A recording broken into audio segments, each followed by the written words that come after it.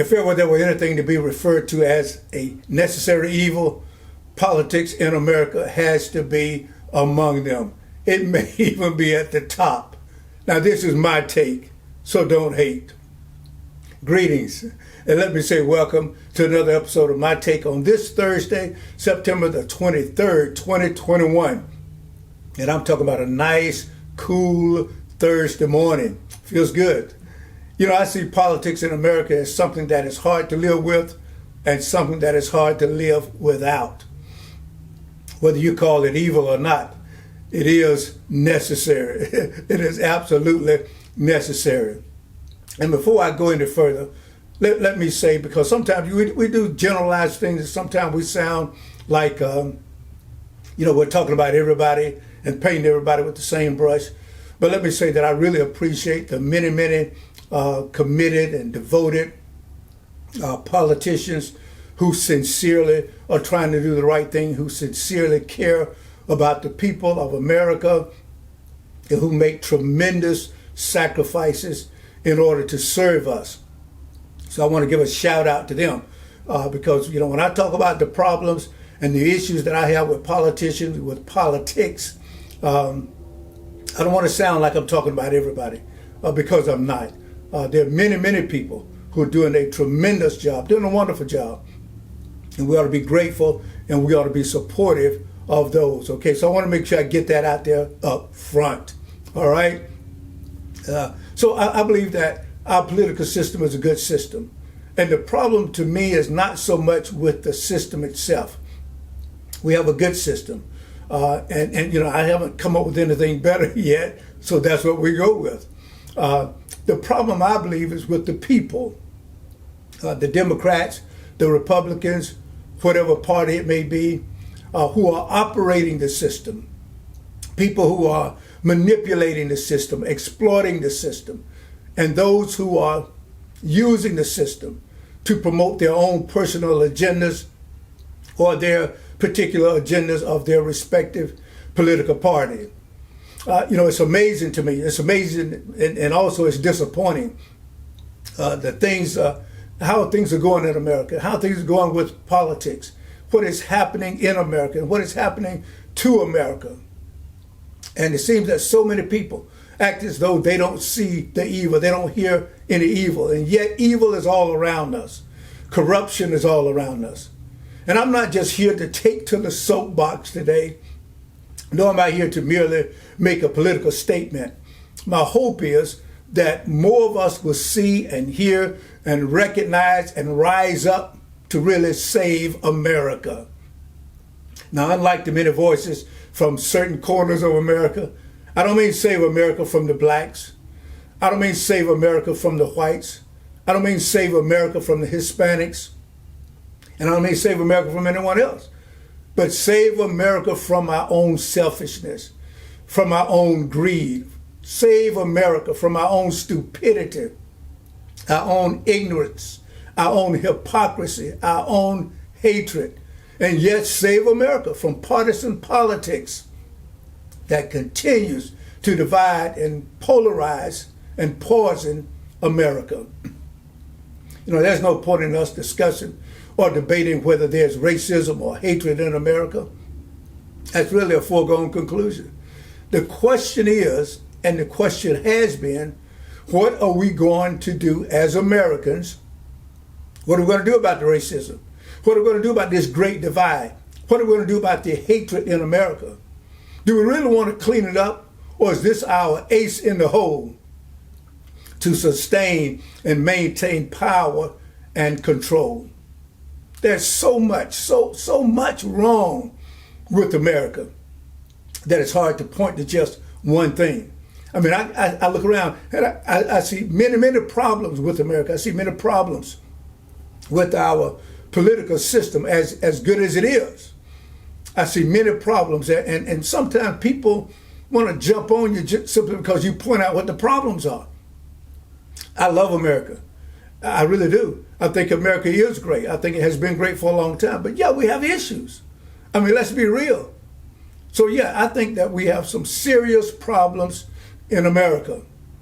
Serious problems, character problems, hatred problems, prejudice problems, racism problems, all kinds of problems. Hold up, hold it right there. Before you go there and tell me if I don't like America, I should just leave and go somewhere else. Please read my lips. I ain't going nowhere. Are you hearing me? I'm not going anywhere. This is my country, and I'm going to stay right here, and I'm going to speak up, I'm going to speak out, and I'm going to work to keep my country out of the hands of the goons, the crooks, and the kooks who are trying desperately to take it. Are we clear? All right. You know, politics doesn't have to be mean. It doesn't have to be ugly. Politics doesn't have to be dirty or dishonest. And it doesn't have to be messy, but far too many times. That's exactly what it is. Excuse me. As a matter of fact, we could say, answer that question with all the above, because that's really what we're facing with, all the above. And it doesn't have to be that way. There is a better way. I mean, there's a better way. We can do better than what we're doing. We can have better than what we have if we just come together, work together, stop the hate, stop the division, and let's come together. We're supposed to be one nation under God. You know, and I don't want to be the one to complain all the time, to criticize all the time. I mean, I will, but I don't want to do that all the time. I don't want to be the one who is comfortably positioned on the sidelines. I want to be in the game. I want to play, and I want to make a difference. And let me tell you something. I don't have to be the one who leads. I'll follow you. I'll follow you if you have a plan. I'll follow you if you have a heart of compassion. I'll follow you if you're sensitive to the needs of the people. I'll follow you. If you aren't afraid, I'll follow you. If you aren't trying to suck up to every politician that comes around, I'll follow you. If you're tired of skinning and grinning, shuffling and bowing, and if you're tired of being a good little boy and a good little girl, and if you're tired of staying in your place, then I'm the one to follow you. I'm with you. I'll gladly follow you. Just say the word, and I'm there. Together, we can make it better. Together. You know, and these are not ride or die issues we're talking about, where you're all the way in or you're all the way out, where you're either going along with us or we throw you off the train. Loyalty to the party is killing us. Loyalty to our races, respective races, killing us. And by all means, priority and loyalty to the almighty dollar is proven to be disastrous to America. Do you know what? The world is watching. Our enemies are watching. And just as nations have done throughout history, including our own nation, at the first sign of weakness, at the first sign of vulnerability, the enemy or the predator moves in for the kill. We are exposed. We are sitting ducks, and we are ripe for the picking. There's too much division, too much infighting, and we are unstable and somewhere watching and taking notes. Our enemies mapping their strategy, making their plans to attack us. As the old folks used to say, mark my word. But can we turn it around? Sure, we can turn it around. We can turn it around, but we have to show an interest in the system. We have to show some interest in the process. We can turn it around, but we have to get involved in the process. Yes, it's ugly, it's mean, it's messy, and it can be sometimes very dirty, but that's more of a reason for us to get involved. You know, the same rules apply. See something, say something, do something. Okay? Listen, we can use our influence to inspire others, inspire them, encourage them to stand up and speak out. The system is subject to us. We are not subject to the system, nor are we subjects of the system. We aren't supposed to be the victims of the process. We're supposed to be shapers and participants of the process. We're not supposed to be hurt by the very thing that's supposed to be helping us. Yes, I'm only one voice, but I am one voice.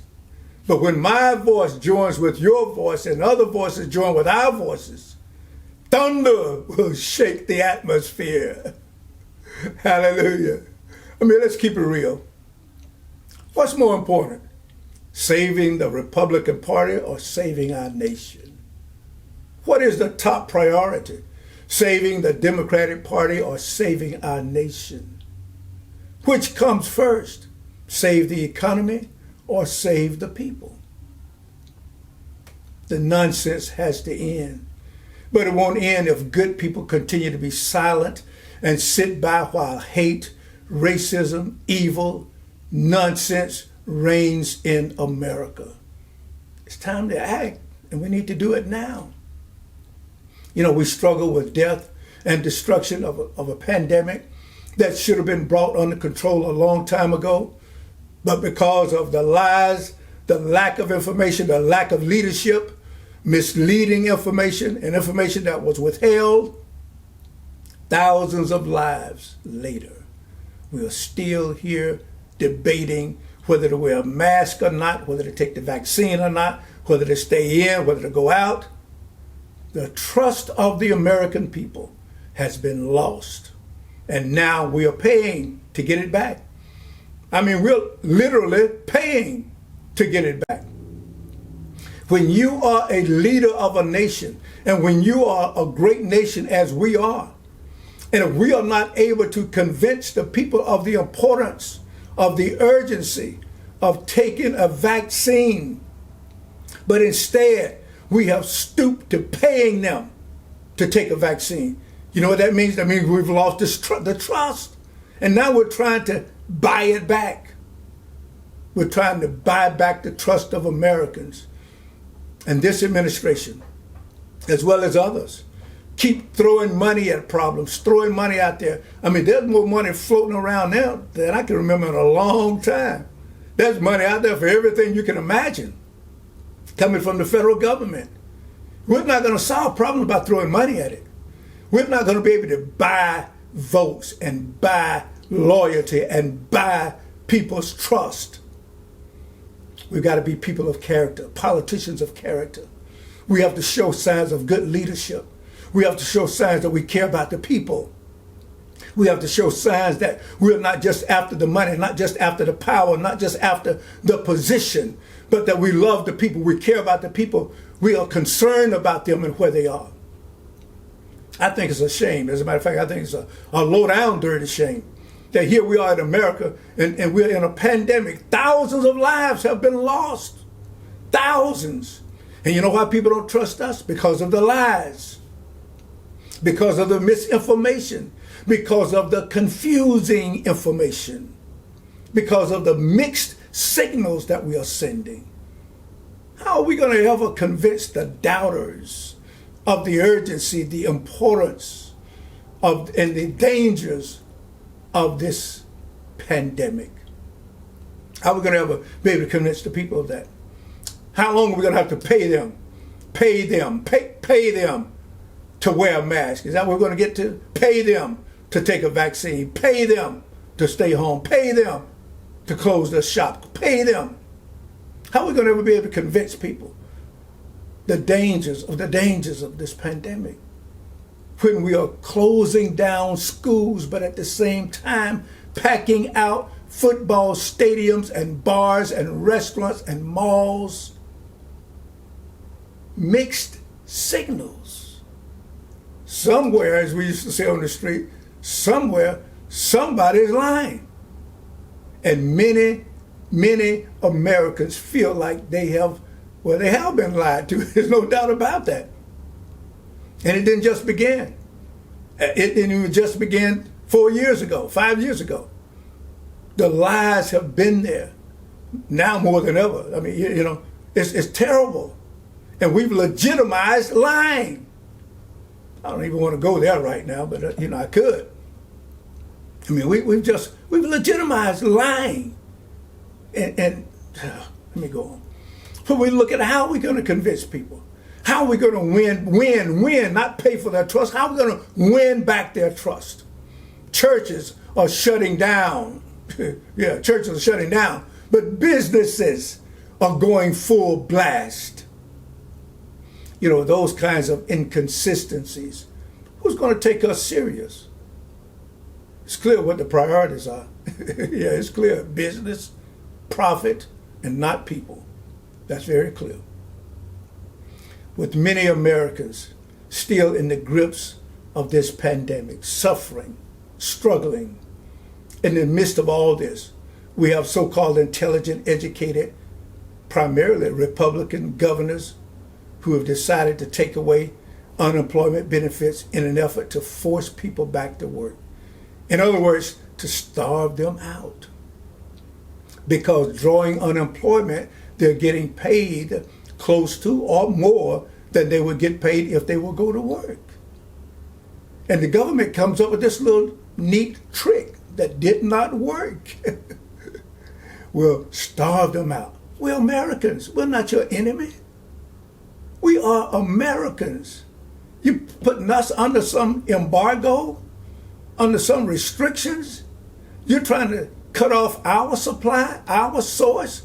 We are Americans, the same ones who put your behind in office. And now, because you got some idea that you can trick people, force people, that you can starve them out and make them go to work, I believe they've already demonstrated to you that you can't do that. It's not going to work, my friend. What is the solution? There is a solution. There's a solution. But listen, you don't punish people just because they make more, paid more in unemployment benefits than they're paid in a salary. That means that you have a problem. That's what that means. If an American worker can make more money sitting at home drawing unemployment that they can make going on a job, that's your problem. That's a problem with the system.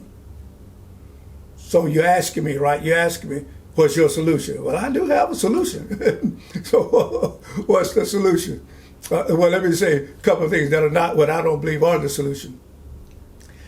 The solution, first of all, I've already expressed this, the solution is not to make matters worse by taking from the people. That's not the solution. That is not the answer, my friend. You ought to care more about people than that. And I really hope and trust that people remember you the next time the election rolls around. I really believe that they'll remember you and remember how you treat them. I believe they'll remember that. The solution is not even in, I hear some of this, offering incentives to get people to come to work, offering bonuses to entice people back to work. That's not the solution. The solution is to make sure that the minimum wage for all workers pays more than unemployment and provide insurance and health care for struggling American families. There's your solution, my friend. I said, there's your solution. That's your solution. No. We're not going for that trick. You give us some kind of incentive now, and then you get us hooked. Then you use us while you don't have anybody else. As soon as you get somebody else, then you kick us to the curb. That you offer to pay our college tuition. If we agree to stick around, then you keep us around long enough till the workforce start coming back. And then you find reason to get rid of us. We're not falling for that kind of trick. That you want to give us a bonus now, only to drop us like we're hot later. Now, let me tell you something, employers. Let me tell you something, government. If you can afford to pay incentives, to pay for college tuition, if you can afford to give out bonuses, you can afford to pay us a decent wage. Hallelujah. Are you hearing what I'm saying? If you can afford to do all that, you can afford to pay people. It's a trick, and we're not falling for it. It's a trick, and it's not even working because it's a trick. Raise the minimum wage, pay people a decent salary, give us health care, help us with education. That's how you keep workers. That's how you inspire and encourage people to come to work. That's how you do it. A sustained salary, not a bonus, not an incentive, but a sustained salary. Are you hearing what I'm saying? Let me tell you something, my friend. We got some issues. We got some issues in America. We got some problems that we're going to need to solve, and we need to get to it in a hurry. One of them, and I don't know whether you've noticed it, but if you recall, a while back, right after the election, I said that there was a certain crowd that went underground right away, began to meet, to map strategy, to overthrow the government. And you've seen them try it. They tried it. You've seen it. The South is rising again. You heard that, right? The South shall rise again. It's rising.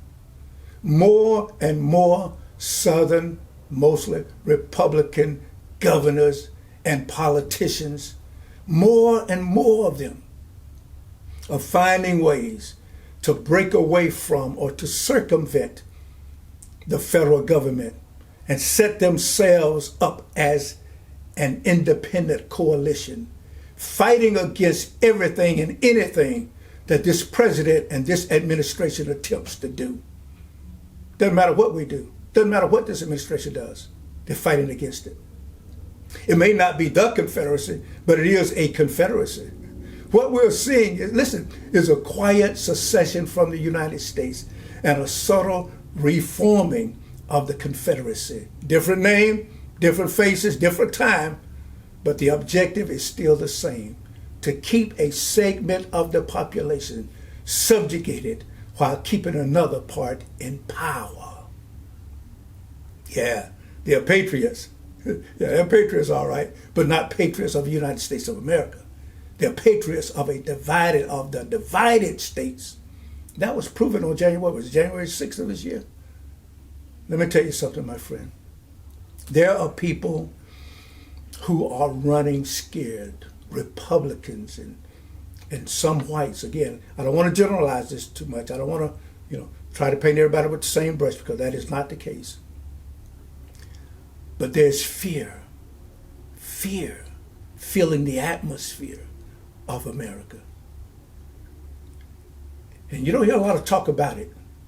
The plans are being made, the strategy is being formulated. And when you look around, you can hear the buzz, really, if you listen. You can see the movement if you open your eyes and watch. You can see it. But it is subtle. It is quiet. They're keeping it under the wraps for right now and will spring it later. You know who the most feared person in America is? I'll tell you who the most feared person is. And you're not going to hear a lot of talk about it right now. As we get closer, people start talking, they'll start, smearing her name. But the most feared person in America is Vice President Kamala Harris. And she is the most endangered person in America. She is. There are people who abhor the thought that she might become the president of the United States of America. And they're working hard right now to see that it doesn't happen. I don't mind telling you, I'm going to work hard to see that it does happen. I don't mind telling you, I don't bite my tongue. I stand on what I stand on, and that's it. I'm ain't scared. But she is feared because she is positioned one way or the other to become the next president of the United States of America. I know that sends shockwaves throughout America. I know people are trembling right now, running. Politicians and businesses are fighting against any measure that might help curb this pandemic. They are endangering themselves, they are endangering their families, and they are endangering the public by using their political power and by using their businesses to make political statements. It seems that some business owners would rather make a political statement than to make a profit. And I believe, just a little bit of advice, I believe that you really have to make a decision. Do you want to have a business so that you can make political statements, or do you want to have a business where you can make a profit? Because I can tell you right now, when you go broke, when you go bankrupt, when you go out of business, one person that you will never look up and see coming to your rescue is Donald Trump. It ain't gonna happen. I'll get to him a little bit later. But when we look at these businesses, when we look at the politicians, why should the President of the United States and governors of our states of America be at odds over measures to keep Americans safe? Why should governors and mayors be fighting each other over what the best approach to this pandemic might be? Why do we have governors who are obsessed and constantly attacking local city and county municipalities, most of the time simply because they are governed by blacks or women or people of color? What is the problem here? The presidential election was held. It was legitimately won over a year ago, well, not quite a year ago, I guess.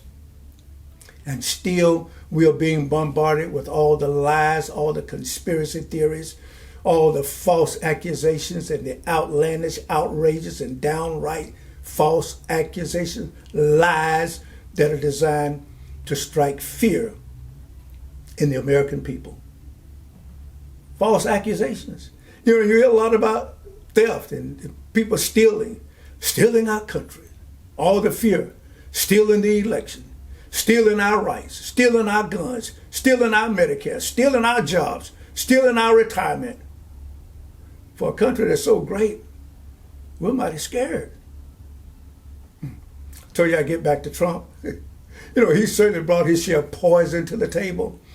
But more than that, he brought out the poisonous hate and racism of millions of Americans who seized the opportunity to freely express themselves and spew their deadly venom far and wide, knowing that they had a president standing with them and behind them. Yes.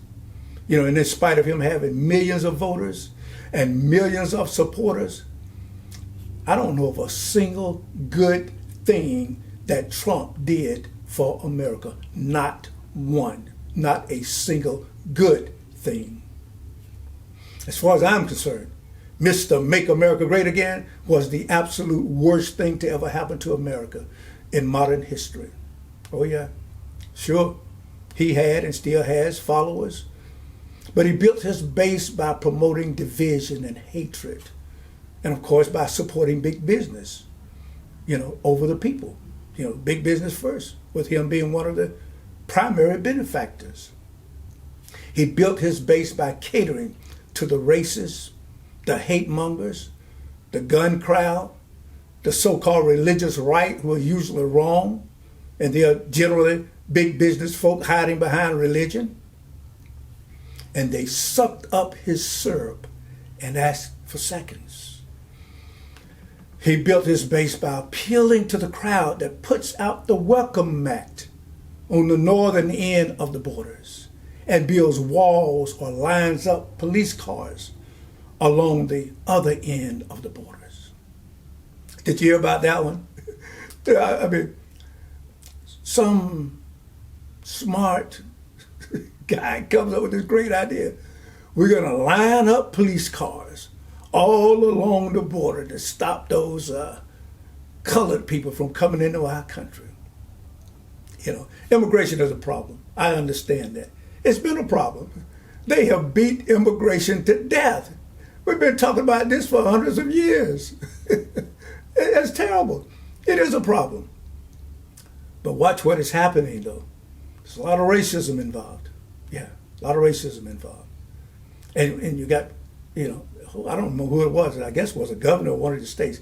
We're going to line up police cars. Where are you going to get all the police cars from? And who's going to be policing the cities? Why are you out there doing that? Ignorant.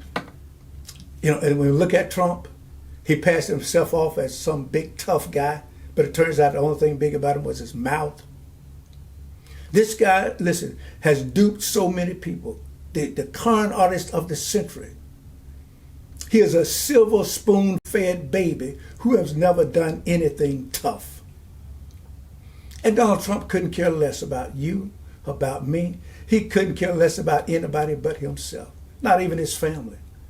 And one day, Again, mark my word, one day he's going to tell America how dumb we were to ever elect him as our president. He's going to say it one day. He can't help himself. He loves that. He loves putting people down and exalting himself. He loves it. And one day he's going to let us know, let the American people know, how I got over on y'all, how I tricked y'all, how I duped y'all. And y'all were so stupid that you elected me to president. And there are American people who are going to wake up. They're going to come to their senses. And they're going to realize how they've been tricked by this guy, how they've been fooled by this guy, manipulated by this guy. And they're going to realize what a huge mistake we made in trusting this guy for anything. And of all things, our president, Donald Trump was not reelected president. He was not reelected president because many Americans began to finally see through him. They finally began to see him for the hateful, lying, manipulating, domineering, don't have a clue, sad case that he is.